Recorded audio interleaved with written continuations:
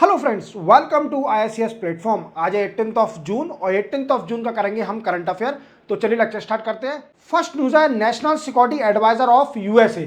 अब देखो, मैंने आपको प्रीवियस लेक्चर में बताया था कि हमारे यहाँ पर national security adviser of USA visit करने वाले हैं, जिनका नाम है जैक सुलिवन।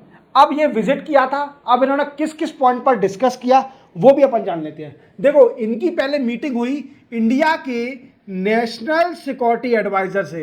इंडिया के नेशनल सिक्योरिटी एडवाइजर जो कि तीसरी बार बने हैं, जिनका नाम है अजीत डोभाल साहब, जो कि इंडिया के नेशनल सिक्योरिटी एडवाइजर हैं। उनके साथ इनकी मीटिंग हुई जैक सुलिवन साहब की। अब इन्होंने कई सारे पॉइंटों पर डिस्कस किया। जैसे अपन देखते हैं, डिफेंस पर डिस्कस हुआ इनका डिस्कस हुआ स्पेस पर, artificial intelligence, energy, emerging technology,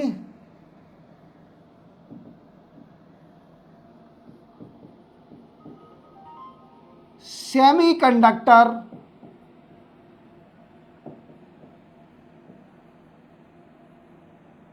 these are the point which both leader और national security advisor discuss during the visit of Jack Sullivan in India। Clear. अब देखो, सबसे पहले इन्होंने डिस्कस किया गया, सबसे पहले ना बोला कि इन्हें सेकंड मीटिंग चेयर करी। सेकंड मीटिंग किस चीज की meeting? Second meeting of India USA initiative on critical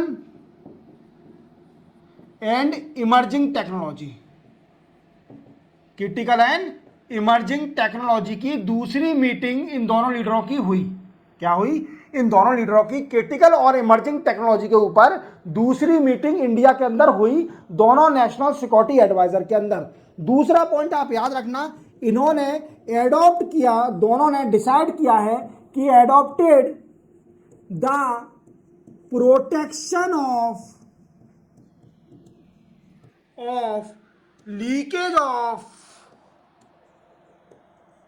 technology and not provided to countries of concern. क्या बोला मैंने? देखो, लिख तो दिया है मैंने। अब मैंने क्या बोला है कि ये दोनों कंट्री उन कंट्रियों से बचाएंगी, उन कंट्रियों को टेक्नोलॉजी देने में जो कि कंट्री ऑफ कंसर्न है। अब कंट्री ऑफ कंसर्न क्या होता है? देखो, कंट्री ऑफ कंसर्न वो कंट्रियां हैं जिन पर टेररिस्ट एक्टिविटी या ह्यूमन राइट वायलेशन या सिविल वार चल रहा है या फिर इथनिक वार चल रहा है उस कंट्री के अंदर, और जो कि city of concern, country of concern के अंदर आती है।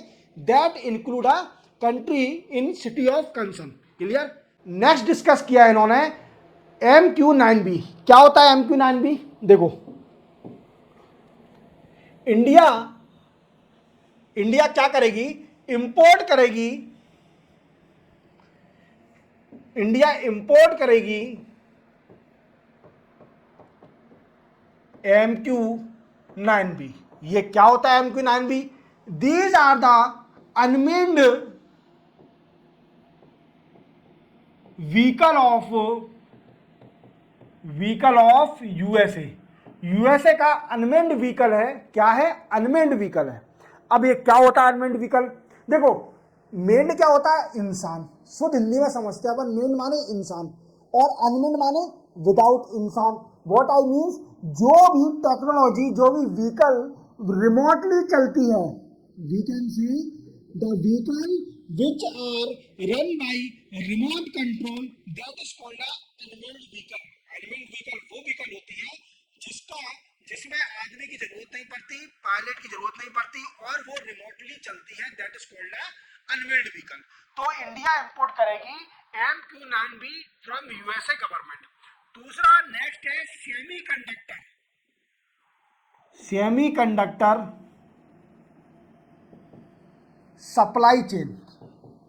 Semiconductor supply chain means semiconductor का सप्लाई होगा in India as well as USA। Clear. अब और पॉइंट ऑफ क्या डिस्कस किया गया, देखो इंडिया और नासा एक सैटेलाइट एक बना रही है, वी कैन से सैटेलाइट, जिसका नाम है निसार।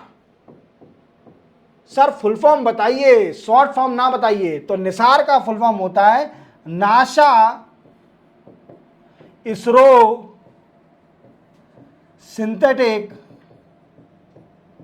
Aperture radar. ये रडार बनाने जा रही है इंडिया और यूएसए। सर ठीक है, आपने बता दिया फुल फॉर्म, बहुत अच्छी बात है, बट ये करेगी क्या? तो ये क्या करेगी, ये अर्थ की मैपिंग करेगी,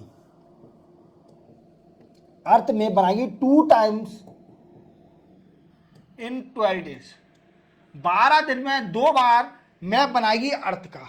तो इन पॉइंटों पर डिस्कस किया गया जब जैक सुलिवन, जो कि नेशनल सिक्योरिटी एडवाइजर के यूएसए के थे, वो इंडिया आए। और अभी ये प्रीवियस में मैंने आपको पिछले लेक्चर में देखिए पूरा डिटेल में बताया था कि क्या क्या डिस्कस किया जाएगा।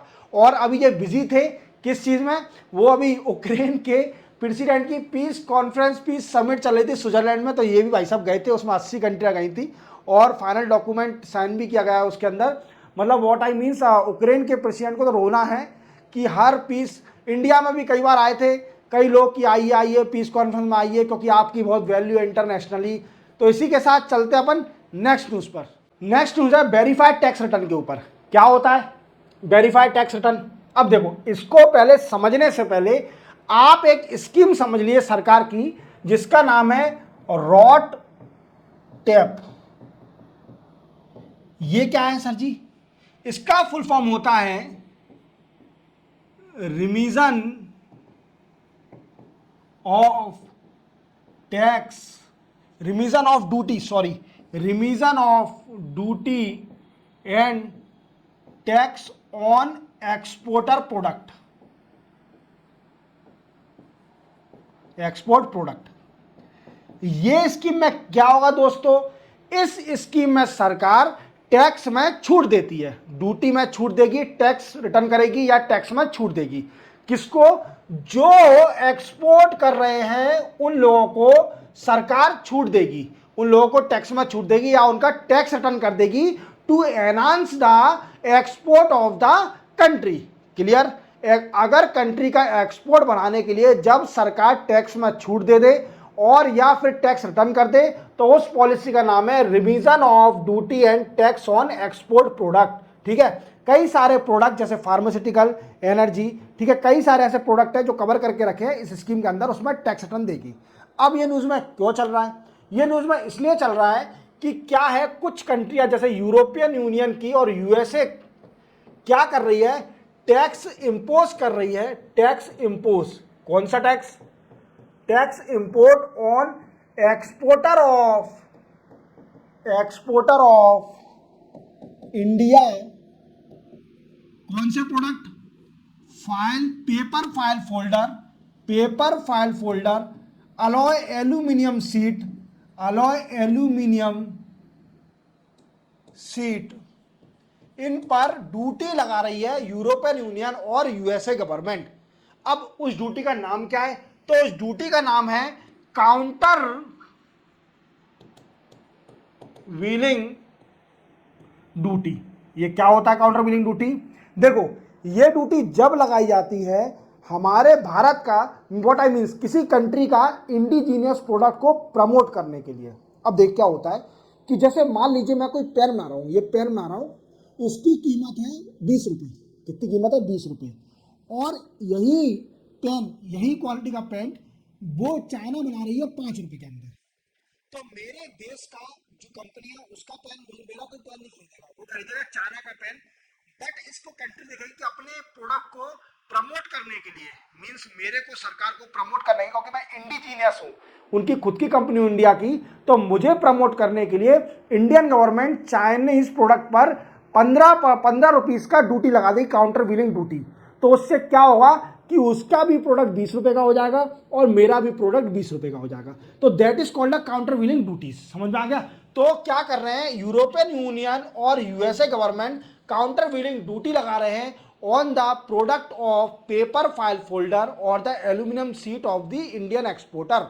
अब इसी के साथ सरकार क्या करती है कि सरकार टैक्स रिटर्न कर देती है एक्सपोर्टर का, और इसी बात से यूरोपियन यूनियन और यूएसए गवर्नमेंट चिड़े हुए हैं कि सरकार उनको सब्सिडीज दे रही है, जिससे क्या हो रहा है कि उनके बीच में कंपटीशन नहीं हो पा रहा है बिटवीन द यूएसए प्रोडक्ट और the Indian product. That's why European Union and USA government impose the countervailing duty on the product of India to normalise the price between USA product and India product. और USA और European Union और USA government के जो भी indigenous means उसके खुद के product होंगे, एक्सपोर्टर जो भी होंगे, उनके प्रोडक्टों को प्रमोट करने के लिए ये यूएसए और यूरोपियन यूनियन टैक्स लगा रही है। तो आपको समझ में आ गई। आपको दो चीज समझने की बात है इसमें, एक है रिमिजन of duty and tax on export product, ठीक है।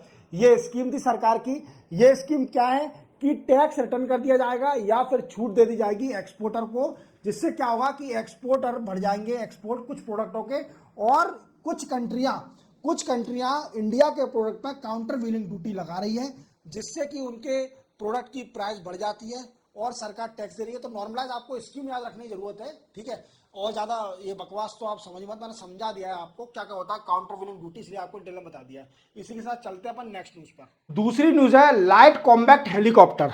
ये क्या होता है देखो, LCH, ये एक इंडिजीनियस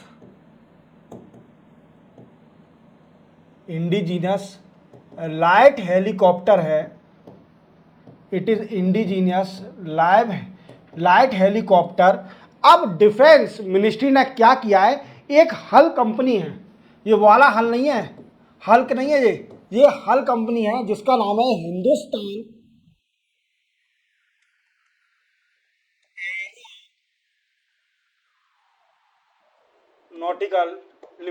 एरोनॉटिकल लिमिटेड।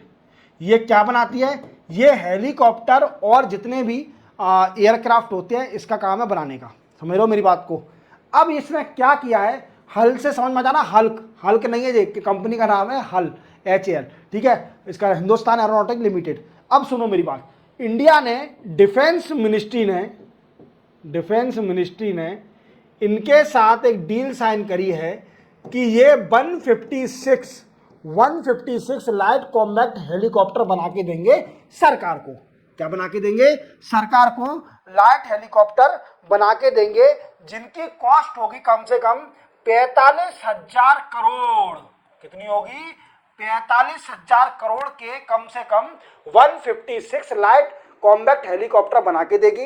अब ये लाइट कॉम्बैक्ट हेलीकॉप्टर होते क्या है, और दूसरी बात, ये इंडिजीनियस होगा। इंडिजीनियस क्या होता है कि इसका हर सिंगल पार्ट इंडिया के द्वारा बनाया जाएगा, किसी भी दूसरी कंट्री से इंपोर्ट नहीं करा जाएगा। इसकी एक कील भी, व्हाट आई मीन्स, पूरी इसकी कील तक जो कील लगेगी इसके अंदर, वो भी इंडिया बना के देगी। इवन कोई भी कंट्री इसकी इंपोर्ट नहीं कराएगा किसी भी कंट्री से। तो ये इंडिजीनियस है। और ये ट्विन इंजन, इसमें 2 इंजन होंगे, और ये 5.8 टन ऑफ हेलीकॉप्टर होगा, ठीक है। ट्विन इंजन होंगे, 2 इंजन होंगे इसके अंदर। और सिंपल आपको याद रखना है कि लाइट कॉम्बैक्ट हेलीकॉप्टर है, जो कि इंडिया डील साइन करी है किसके साथ, हल के साथ, हिंदुस्तान एरोनॉटिकल लिमिटेड के साथ, और उसको ऑर्डर दिया है 156 लाइट कॉम्बैक्ट हेलीकॉप्टर बनाने के लिए, जो कि डिफेंस मिनिस्ट्री एक्विजिशन करेगी, ठीक है, क्लियर। चलते अपन नेक्स्ट न्यूज पर। नेक्स्ट न्यूज हमारी डिग्गी यात्रा। अब देखो डिग्गी यात्रा होता क्या है दोस्तों, पहले अपन समझते हैं इसको कि डिग्गी यात्रा है क्या। देखो पहले डिग्गी यात्रा है, ये 2022 में इंप्लीमेंट किया गया था। व्हाट आई मींस, 2022 में इसको इंप्लीमेंट किया गया था। कहां पर, एयरपोर्ट पर। किस जगह, एयरपोर्ट पर इसको इंप्लीमेंट किया गया था। और इंप्लीमेंट करने के साथ अब ये है क्या, तो देखो कोई भी फॉरेनर या इंडियन, मोस्टली फॉरेनर के लिए बनाया था डिग्गी यात्रा। मोस्टली जब फॉरेनर है क्या करते थे, जब भी आप एयरपोर्ट पर जाते होंगे तो आपको बोर्डिंग पास, जो बोर्डिंग पास होता है या फिर पासपोर्ट बार बार हर चेक पोस्ट पर दिखाना पड़ता होगा। क्या दिखाना पड़ता होगा? अपना बोर्डिंग पास और पासपोर्ट आपको हर चेक पोस्ट पर दिखाना पड़ता होगा। बट 2022 से डिग्गी यात्रा गवर्नमेंट ने स्कीम चालू करी है कि आपको सिंपल एक ही चेक पोस्ट पर, सिंगल चेक पोस्ट पर आपका फेशियल रिकॉग्निशन हो जाएगा, जिससे आपको बार बार सीमलेसली आप एयरपोर्ट पर जा सकते हैं। आपको किसी भी चेक पोस्ट पर रोका नहीं जाएगा। आपको सिंपल एक चेक पोस्ट पर आपका फेशियल रिकॉग्निशन हो जाएगा। दैट ऑल्सो 2022 में ये स्कीम थी डिग्गी यात्रा। अब न्यूज में क्यों आया ये? क्या हुआ है कि डिग्गी यात्रा सक्सेस है, डिग्गी यात्रा सक्सेस थी, तो इसको और जगह इंप्लीमेंट करने के लिए सोच रही है सरकार। कहाँ इसको इंप्लीमेंट करने का सोच रही है? रेलवे, होटल, रेस्टोरेंट, इन जगह पर इस स्कीम को लागू करने की सोच रही है कि scanning process also come on the surface of railway station और the hotel and entertainment places. Okay, DigiYatra. अब इससे बेनिफिट हुआ क्या? देखो, आपको मालूम है कि फेशियल रिकॉग्नाइज हो जाएगा आदमी का, तो उससे क्या होगा कि उसका डेटा सरकार के पास रहेगा। अगर कोई भी फॉरेनर या फिर एनिमी कंट्री से कोई पर्सन आता है, उसका कोई भी अदर एक्टिविटी, इलीगल एक्टिविटी करता है, तो इवन वो जल्दी पकड़ में आ जाएगा। उसका फेशियल डाटा रहेगा इंडिया के पास। बट एक और बात याद रखना, ये सेफ है। आप कोई पूछा, आपसे ऑब्जेक्शन उठाया कि यार इससे तो डाटा का लीकेज भी हो सकता है, तो नहीं, ये सेफ है, आपके डाटा का लीकेज नहीं होगा, आपके डाटा का लीकेज नहीं होगा। ठीक है, अब इसी के साथ 18 जून के करंट अफेयर यहीं कंप्लीट होते हैं। मिलते हैं हम कल 19 जून के नए करंट अफेयर के साथ। तब तक के लिए जय हिंद।